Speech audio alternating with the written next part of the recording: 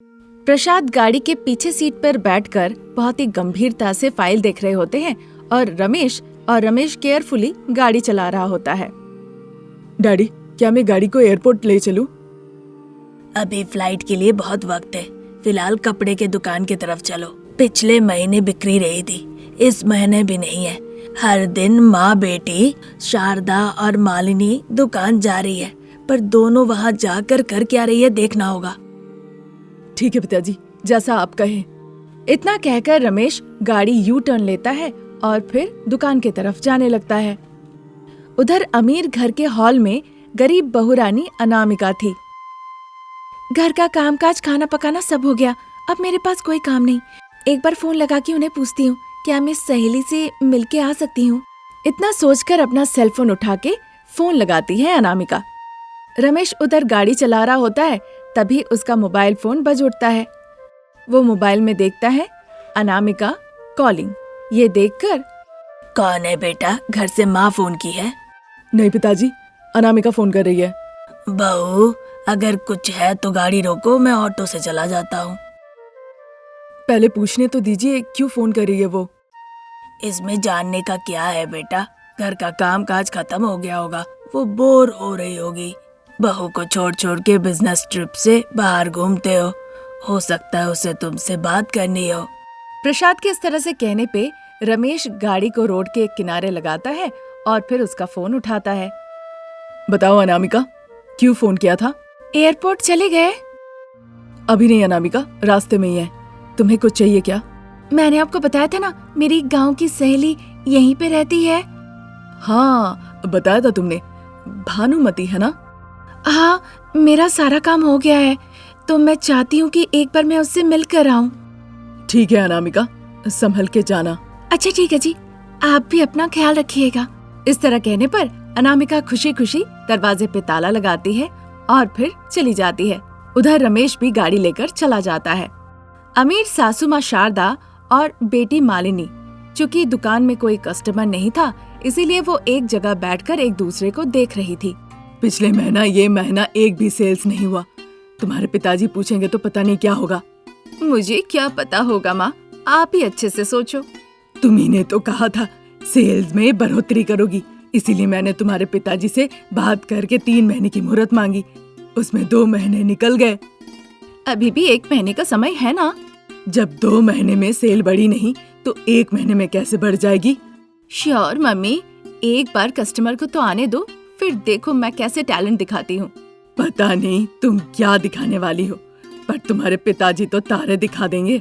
इस तरह बातचीत हो ही रही थी, तभी गाड़ी आके दुकान के सामने रुकती है। देखकर शारदा और मालिनी उठ के खड़ी हो जाती है। गाड़ी से उतर के प्रसाद रमेश दुकान पे आते हैं। शारदा, मालिनी, तुम लोग कर क्या रही हो? पिछले महीने और इस महीने में एक भी सेल नहीं हुआ। अभी तुम लोग के पास 1 महीने का समय है। क्या करना है, कैसे करना है, सोच विचार कर लो। ठीक है, अभी हमें दूसरे देश में कुछ काम है, उसके लिए जाना होगा। ठीक है, संभल के जाइएगा। Take care brother. ठीक है माँ। वैसे अनामिका बोर हो रही थी, इसीलिए सहेली के यहाँ गई है, शाम तक लौट आएगी। ये सुनते ही शारदा और मालिनी को बड़ा गुस्सा आता है, पर वो बाहर से मुस्कुराती है। तब तक रमेश और प्रसाद गाड़ी में बैठकर वहाँ से चले जाते हैं। माँ, मेरे दिमाग में एक सुपर डुपर आइडिया आया है। वो क्या है बेटा? हमारे घर पे गरीब बहुरानी अनामिका है ना, उसे दुकान पे ले आएंगे। यहाँ लाके फिर क्या करेंगे? वैसे भी घर पे भैया होंगे नहीं, डैडी रहेंगे, पर फाइल्स में बिजी रहेंगे। तो हम गरीब बहुरानी को दुकान में ले आएंगे और उसे कहेंगे यहाँ बैठकर वो साड़ी बेचे। 3 दफे उसे खाना दे रहे हैं, उसे भी कुछ काम करने दो। इस तरह कहने पर शारदा मालिनी के दिए हुए सुझाव पर सोच विचार करने लगती है। फिर उसे लगता है कि मालिनी का दिया हुआ सुझाव सही है, इसीलिए वो उसके बात पर तैयार हो जाती है। फिर दुकान में आने के लिए वो जल्दी से अपना मोबाइल फोन निकाल के अनामिका को फोन लगाती है। बताइए माँ जी, आपने फोन किया मुझे बुलाने के लिए क्या? दुकान में ठीक से बिक्री नहीं हो रही है, कुछ साड़ियाँ टोकरी में रखो और फिर उसे सर पे लेके घूम घूम के बेचो, तभी तुम इस घर में रह सकती हो, नहीं तो अपनी मायके चली जाओ। मायके क्यों जाना माँ जी, मैं साड़ी ही बेच दूंगी। इतना कहकर अनामिका साड़ियों को टोकरी में रखकर अपने सर पे लेके उन्हें बेचने के लिए निकल जाती है। इधर शारदा और मालिनी आराम करने लगती है।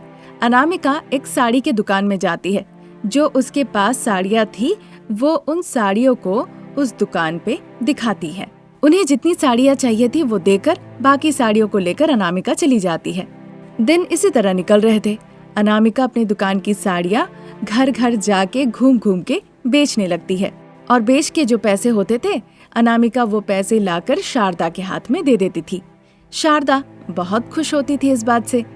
अब धीरे धीरे अनामिका की भी जान पहचान बढ़ने लगती है।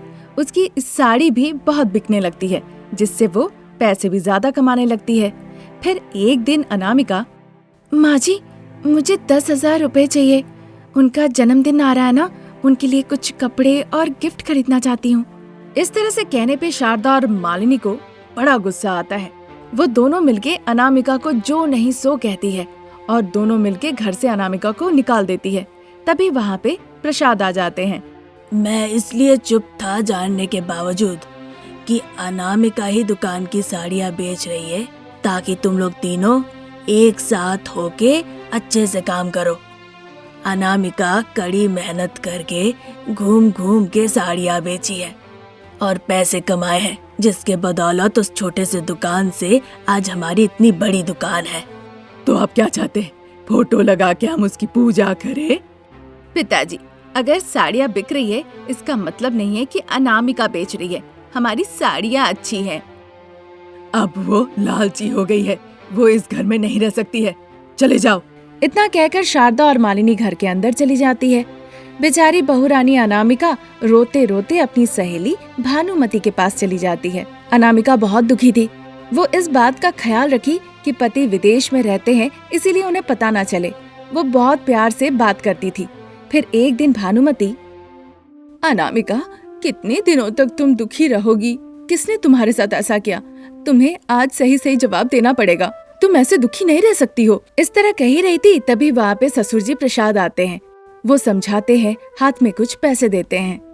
इसे रख लो बेटा, भानुमति ने जैसा कहा अब तुम्हें अपना कदम उठाना पड़ेगा। इन पैसों को रखो, तुम्हें काम आएगा। नहीं पिताजी, हो सकता है मैं नाम से गरीब बहुरानी हूँ, पर बुद्धि से नहीं। अमीर सासू माँ और उनकी बेटी मालिनी सिर्फ आपसे डरती है। अब धीरे धीरे उन्हें भी हिम्मत आ चुकी है। उन्हें पता चलेगा आप पैसे दिए हैं तो आपसे वो लड़ेंगे। मुझे अच्छे से पता है कि आगे कैसे बढ़ा जाता है। आप घर जाइए। इस तरह कहने पर प्रसाद वहाँ से घर चले जाते हैं। अनामिका बहुत ही हिम्मत रख के अपने जान पहचान के जो लोग थे उनसे कुछ पैसे उधार लेती है और उससे वो साड़ी बेचना शुरू करती है। इसी तरह दिन निकल रहे थे। धीरे धीरे अनामिका का नाम अब फेमस होने लगता है और उससे वो बहुत मुनाफा भी कमाती है। धीरे धीरे अनामिका अपना साड़ी का दुकान शुरू कर देती है। फिर जो लोग साड़ियाँ खरीदने के लिए शारदा के दुकान जाते थे, अब वो सब अनामिका के दुकान जाने लगे। गरीब बहू को डांट फटकार लगा के घर से निकाल दिया था। अब देखो, वही बहू आज सबसे ऊपर है। तुम लोग घाटे में हो। 2 दिनों के अंदर रमेश विदेश से लौट आ रहा है। मैं सारा सच बता दूंगा, फिर तुम माँ बेटी क्या करना है सोच के रखना। ये सुनकर शारदा और मालिनी सोच में पड़ जाती है कि अगर बेटे को इस बारे में पता चल जाएगा तो वो अच्छा नहीं होगा। अगर सच बता दिया तो आपको मेरी कसम। मैं भले ही ना कहूँ, लेकिन बहू घर पे भी तो नहीं है ना। इस तरह कहने पे शारदा और मालिनी देर ना करते हुए जल्दी से अनामिका के दुकान में चली जाती है। उन्हें देखकर अनामिका बहुत खुश होती है। सासू माँ, मालिनी, अरे अरे आओ आओ, बताओ क्या लेना है? हम तुम्हें घर ले जाने के लिए आए हैं बहू। आप लोगों ने तो मुझे घर से निकाल दिया था ना माँ जी। अब हम ही लोग आपको घर ले जाने के लिए आए हैं ना। चलिए घर चलिए। इस तरह अमीर सासू माँ शारदा और बेटी मालिनी अनामिका के सामने विनती करती है और उसे अपने साथ घर ले जाती है। विदेश से रमेश घर लौट आके देखता है कि सभी लोग मिलजुल के एक साथ हैं। देखकर वो बहुत खुश होता है और यही आशा करता है कि आगे भी सब इसी तरह खुशी खुशी रहे। किचन के बाहर एक बड़ा सा बोर्ड लगा हुआ था जिसमें लिखा हुआ था कि बाहर वालों का अंदर प्रवेश निषेध है। लेकिन मोटी भुक्कड़ अनामिका किचन में जाके लेग पीस उठा के खाने लगती है। मैं तो एक दिन भी बिना खाए रह ही नहीं सकती हूँ। मैं अपना पसंदीदा खाना और ये किचन को छोड़ के फंक्शन में जाऊँ? ना बाबा, ऐसा तो कर ही नहीं सकती हूँ। अच्छा होगा मैं माँ जी से अच्छे से कह ही दूँ कि मैं फंक्शन में नहीं आऊंगी, भले इसके लिए वो थोड़ी डांटे या मारपीट करे मुझे। ऐसा वो सोच ही रही थी, तब तक सासू माँ शारदा किचन में आती है। दरवाजे के बाहर एक बड़ा सा बोर्ड देखकर सासू माँ शारदा मनी मन सोचने लगती है। इस रसोई घर के साथ मेरे घर का पूरा साम्राज्य मेरी मोटी बहू अनामिका का है। अगर इस किचन से मुझे कुछ सामान लेना हो तो पहले बहू से अनुमति लेनी होती है। भगवान करे ऐसी किस्मत किसी सास की ना हो। इस तरह सोचकर वो अपनी बहू को देखने लगती है। देखती है कि मोटी बहू किचन में ही खड़ी होकर चिकन लेग पीस खा रही है। पहले से ही सोच रही थी मेरी बहू कहीं ना कहीं तो कुछ खा रही होगी, वही हुआ। बहू को उस तरह से खाते हुए देख शारदा कहती है, अरे मेरी पेटू बहू रानी, खाना बंद करके किचन से निकलोगी तब तो रेडी होगी, हमें फंक्शन में जाना है। ये सब कहने के बावजूद अनामिका चिकन लेग पीस खाती ही रहती है। खाते खाते वो दरवाजे के पास आती है। वहाँ शारदा खड़ी हुई थी। शारदा किचन के बाहर से अनामिका को चिकन लेग पीस खाते हुए देखती है। माँ जी, मैं फंक्शन में आऊंगी, पर एक शर्त पे, अगर आप पूरा किचन मेरे साथ लेकर चली तो। नहीं तो मैं नहीं आने वाली, आप ही जाइए। अनामिका की ऐसी बातें सुन के शारदा को बड़ा गुस्सा आता है। फिर वो कहती है, तुम्हारा दिमाग खराब हो गया क्या? किचन को हम इस तरह से साथ में कैसे ले जा सकते हैं? खाने के लिए तुम पागल होती जा रही हो क्या? चाहे आप मेरे बारे में कुछ भी सोच लीजिए माँ जी, उससे कोई फर्क नहीं पड़ता। अगर आप मेरे किचन को मेरे साथ लेकर जा सकती है तो जाऊंगी, नहीं तो मैं नहीं जाऊंगी। ऐसा संभव नहीं है बहू, ये कोई लिपस्टिक है क्या? ये किचन है, इसको साथ कैसे ले जाओ? ये कोई चूड़ी भी नहीं कि इसको हाथ में पहना जाए। थोड़ा सा तो समझदार बनो। आप थोड़ा समझदार बनिए माँ जी। अगले 4 दिनों तक मैं इस कमरे को तो बिल्कुल नहीं छोड़ने वाली हूँ। 4 दिन तो कैसे भी बहुत मुश्किल है। अगर आप चाहती है कि मैं आपके साथ न्योता में जाऊँ तो मुझे मेरा किचन मेरे साथ चाहिए, नहीं तो मैं नहीं जाने वाली। और अगर आप चाहती है मैं आपके साथ आऊँ तो इस किचन को आपको तो अपने साथ लेकर ही जाना होगा, नहीं तो मुझे वैसे भी फंक्शन में जाने का कोई मन नहीं है। अगर आपको मर्जी है तो आपको मेरी तो शर्त माननी पड़ेगी। इस तरह की बातचीत चली रही थी, तभी प्रसाद और रमेश तैयार होके वो कमरे में आते हैं। शारदा, मैं और बेटा तैयार है। तुम और बहू तैयार हो गई हो तो चलो साथ में फंक्शन हॉल चलेंगे। एक बार बहू क्या कह रही है आप सुन लीजिए, फिर बताइए फंक्शन हॉल जाना है कि नहीं, तब मैं तैयार होंगी। बहू, दिन भर तुम किचन में कैसे रह सकती हो? जल्दी से जाके तैयार हो जाओ, फंक्शन हॉल चलेंगे। 1 मिनट रुकिए पिताजी, एक लेग पीस खत्म होने वाला है, दूसरा ले आती हूँ। इतना कहकर बहुरानी अनामिका सीधा स्टोव के पास चली जाती है। वहाँ से एक लेग पीस उठाकर उसे खाते खाते वो किचन के पास आकर कहने लगती है, पिताजी, मैं ये नहीं कह रही हूँ कि मैं नहीं आऊंगी, बस आप मेरे साथ साथ इस कमरे को भी लेकर चलिए, फिर मैं कहीं पे भी जाऊंगी। अनामिका के इस तरह से कहने पे प्रसाद कुछ समझ नहीं पाते हैं। वो क्या कहेंगे नहीं कहेंगे, इसलिए वो वहाँ से चले जाते हैं। रमेश को बड़ा गुस्सा आता है। अनामिका, तुम पागल हो गई हो क्या? समझ सकता हूँ कि तुम्हें किचन बहुत पसंद है, इसका मतलब ये नहीं है कि तुम किचन को अपने साथ कहीं भी ले जा सकती हो। हाँ, मेरे साथ अगर किचन नहीं जाएगा तो मैं भी कहीं नहीं जाऊंगी। अरे अनामिका, ऐसा वैसा कोई न्योता नहीं है, शादी का न्योता है। वहाँ तरह तरह के पकवान बनाए जाएंगे, तो क्या तुम बैठकर ये किचन का खाना खाओगी? बताओ। हो सकता है कि मैं खाने के लिए पागल हूँ, लेकिन मैं बेवकूफ नहीं हूँ। मुझे बहुत अच्छे से पता है आप माँ पिताजी मुझे शादी में ले जाना चाहते हैं। सच बताइए, है कि नहीं? उसकी ऐसी बातें सुन के शारदा और रमेश एक दूसरे को आश्चर्य होकर देखने लगते हैं। क्या कह रही हो बहू? वो तो सबको पता है ना। मैं फंक्शन में जाऊंगी, वहाँ पे जाके खाऊंगी, क्योंकि अब मैं मोटी हूँ, इसीलिए सब मुझे चिढ़ाएंगे और रोड रोलर कहेंगे। सभी लोग मुझे अपमान करेंगे, भुक्कड़, शैतान कहेंगे। जब इनका अपमान नहीं सह पाऊंगी तो आप लोगों को लगेगा कि मैं खाना छोड़ दूंगी। मैं खाना छोड़ दूंगी तो मैं बहुत जल्द पतली हो जाऊंगी। सही कहा ना?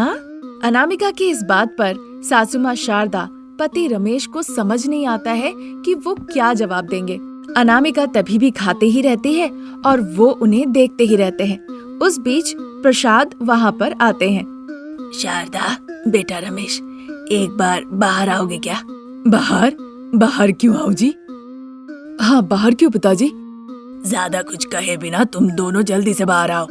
इस तरह कहकर प्रसाद घर से बाहर निकल के जाते हैं। फिर शारदा और रमेश भी पीछे पीछे बाहर जाते हैं। तब तक उधर किचन में अनामिका का सेलफोन बज उठता है। हेलो, कौन? अनामिका की इस तरह से पूछने पर दूसरे तरफ किराना के दुकान वाला किट्टू कहता है। हेलो अनामिका मैडम, मैं किराने की दुकान का किट्टू बोल रहा हूँ। ओह किट्टू, हाँ बताओ, जो कहा था राशन का सब सामान रेडी है क्या? सब कुछ रेडी है मैडम, अगर कुछ छूट गया हो तो आप फोन कर दीजिएगा। कोई बात नहीं किट्टू, अभी के लिए तो काफी है। अगर फिर से कुछ याद आया तो मैं तुम्हें फोन कर दूंगी, वो तुम घर पे भिजवा देना। इतना कहकर वो फोन रख देती है। फिर शारदा, प्रसाद और रमेश तीनों बाहर आते हैं। तब तक चिकन वाला महेश 2 हाथ में 2 बड़े बैग लेकर वहाँ आता है। सब्जी वाली सरोजा सब्जी लेकर आती है। दूध वाला दूध लेकर वहीं पे खड़ा रहता है। ये देखकर बड़ा गुस्सा आता है रमेश को। अरे तुम लोग सब कौन हो और घर के सामने आकर क्यों खड़े हो? अरे सर, मेरा नाम महेश है, मेरा चिकन का दुकान है। अनामिका मैडम ने फोन करके कहा था 10 किलो चिकन ले आने के लिए, वही लेकर आया हूँ। उसकी बातें सुन के रमेश फिर कुछ कह नहीं पाता। शारदा सरोजा के पास जाती है और पूछती है, अरे सब्जी वाली, क्या मेरी बहू अनामिका ने तुम्हें भी फोन करके बुलाया है? हाँ मालकिन, उन्होंने कहा था कि हर तरह की सब्जियाँ 1-1 केजी करके ले आओ। हाँ मालिक, और कितनी देर इसे उठा के खड़ा रहूं? पैसे दे दीजिए और ये डब्बा रख लीजिए। प्रसाद जाके सभी को 1-1 करके पैसे दे देते हैं। रमेश 10 केजी चिकन उठाकर जहाँ अनामिका थी उसके पास ले जाता है। अनामिका, अनामिका, तुमने महेश को फोन करके कहा था क्या इस तरह से 10 केजी चिकन ले आने के लिए? उसकी बातें सुन के अनामिका बहुत खुश होती है। अच्छा, वो ले आया। वैसे भी आप लोग 4 दिनों के लिए फंक्शन में जा रहे हैं ना, इसीलिए 4 दिनों के लिए मैं पहले से ही मंगवा के रखी, ताकि आप लोगों को ज्यादा पैसे खर्च ना करने पड़े। ऐसा क्या? अब तुम खुश हो ना? इस तरह कहने पर अनामिका रमेश के हाथ से चिकन लेकर उसी कमरे में रेफ्रिजरेटर था उसमें जाके रख देती है। तब तक शारदा एक टोकरी में तरह तरह की सब्जियां अपने सर पे उठाकर अनामिका के पास किचन में आती है। अनामिका उनसे सब्जी की टोकरी ले लेती है। प्रसाद भी हाथ में दूध का कैन पकड़ के अनामिका के पास आते हैं। अनामिका वो कैन ले लेती है और उसे लेकर सीधा अपने कमरे में चली जाती है। अजी, एक बार बाहर आइए ना। क्या हो गया? अब कुछ और भी बाकी है क्या? हाँ, आप है ना। इस तरह कहने पे रमेश, शारदा, प्रसाद तीनों बाहर निकल आते हैं। तब तक बाहर गुरु एक बैलगाड़ी लेकर आते हैं। वहाँ बड़े बड़े चावल की बोरियां रखी हुई थी और 2 छोटे छोटे बैग भी थे। गुरु, ये सब क्या है? कुछ नहीं बाबू, लगता है आप लोग किसी फंक्शन के लिए 4 दिन बाहर जाने वाले हैं। अनामिका मैडम ने कुमार को फोन करके कहा था 2 चावल की बोरियां भेज देने के लिए 25-25 के और 5 केजी छोटे छोटे दाल के बोरे। मैं सब लेकर आया हूँ। बहुत अच्छा होगा अगर ले लेंगे तो मैं सब सामान देकर अभी वापस चला जाऊंगा। उसके इस तरह से कहने पर प्रसाद, रमेश, शारदा तीनों मिलके उन बोरियों को उठाकर जहाँ अनामिका किचन में थी वहाँ पर ले जाते हैं। गुरु को पैसे देते ही वो वहाँ से रवाना हो जाता है। तीनों ही काफी थक चुके थे। दुखी चेहरा बनाकर वो अनामिका के सामने जाकर खड़े हो जाते हैं। अब आप लोग खुशी खुशी अपना चेहरा बना के 4 दिनों के लिए न्योते पे जाइए। मैं यहाँ घर पे ही रहती हूँ। आप लोग वहाँ पे जाएंगे तो बहुत मौज मस्ती करेंगे। मैं भी यहाँ पे खाना पीना खा के मस्ती में रहूंगी। ये सब सुन के शारदा को बड़ा गुस्सा आता है। उसकी आंखें बड़ी बड़ी हो जाती है और वो अनामिका को देखने लगती है। क्या हुआ माँ जी, अचानक से आप एनाकोंडा जैसा क्यों बन गई? देखकर लग रहा है कि आप मुझे निगल जाएंगी। मेरे ऊपर बुरी नजर लग सकती है। अब आप लोग तैयार होकर फंक्शन हॉल जाइए। इस तरह से कहकर किचन से सभी को बाहर निकाल के वो दरवाजा लगा देती है और किचन में ही खड़ी होकर वो मजे से गाजर खाने लगती है। बाहर खड़े शारदा, प्रसाद, रमेश पागल बहू को देखकर हंसने लगते हैं। आज की कहानी यहीं तक। नई कहानी लेके जल्द हाजिर होंगे। नमस्कार।